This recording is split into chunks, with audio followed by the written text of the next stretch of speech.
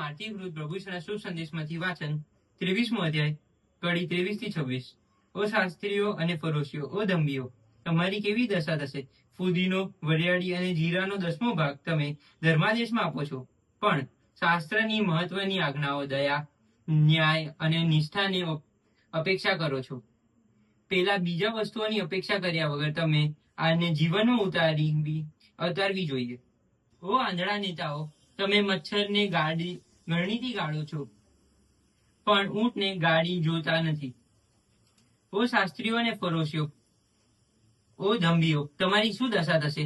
તમે પ્યાલા અને રકાબીઓને બહારથી સાફ કરો છો, પણ અંદરના લૂંટ અને શોષણને ભરેલો છો. ઓ આંધળા ફરોશીઓ, પહેલા તો તમે પ્યાલાઓને અંદરની બાજુથી સાફ કરો, એટલે બહારની બાજુ પણ સાફ થઈ જશે. આ પ્રભુની વાણી. ઈસુની જય. વાલા ધર્મજનો, ઇટાલી મિલાનની અંદર એક બહુ સરસ કેથેડ્રલ આવેલું છે અને કેથેડ્રલના 3 દરવાજા છે.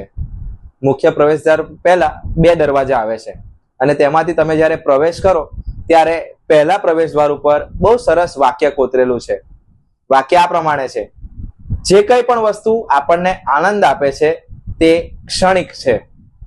તમે બીજા દરવાજા પાસે જાઓ, ત્યાં પણ સરસ એક વાક્ય છે: જેટલા પણ દુઃખો આપણા જીવનમાં આવે છે તે ક્ષણિક છે.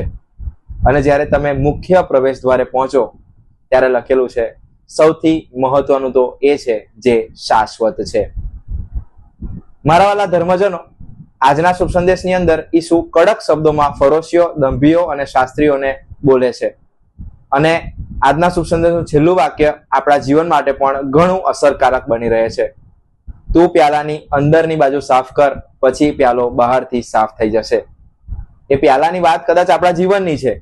કદાચ આપણા જીવનને ઉદાહરણ રૂપે ત્યાં મૂકીએ કે તું તારા જીવનને અંદરથી સાફ કર, બાહ્ય રીતે તું બરાબર સાફ થઈ જશે.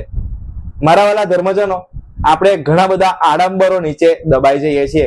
એ પછી બાહ્ય લોભ હોય, વસ્તુઓ હોય, કદાચ ક્ષણિક બધું હડપી લેવાની કે ઝડપી લેવાની તકો હોય, અને એ જ વસ્તુમાં આપણે શાશ્વત ઈશ્વરનો પ્રેમ, શાશ્વત ઈશ્વરની આજ્ઞાઓ ભૂલી જઈએ છીએ. અને ત્યારે આપણો પ્યાલો અર્થાત આપણું જીવન બાહ્ય રીતે અને આંતરિક રીતે બંને રીતે ખોળવાઈ જાય છે, અર્થાત બગડી જાય છે. એટલે આજે ઈસુ આપણને ચેતવણી અને શિખામણ બંને આપતા કહે છે કે આપણે બાહ્ય શરીર કરતા આપણું અંતર મન સુધારવાની જરૂર છે. આપણે વસ્તુને કેવી રીતે જોઈએ છીએ, આપણે આજ્ઞાઓને કેવી રીતે પાળીએ છીએ, અને હા, ચોક્કસ આપણે બીજાઓને ઈશ્વર પ્રત્યે કેવી રીતે દોરીએ છીએ, આની ઉપર આપણે વધારે ધ્યાન આપવાની જરૂર છે. જો અંતર્મન સુખી હશે તો ચોક્કસ આપણે બાહ્ય રીતે પણ બહુ જ સારા હોઈશું. ઈસુની જય.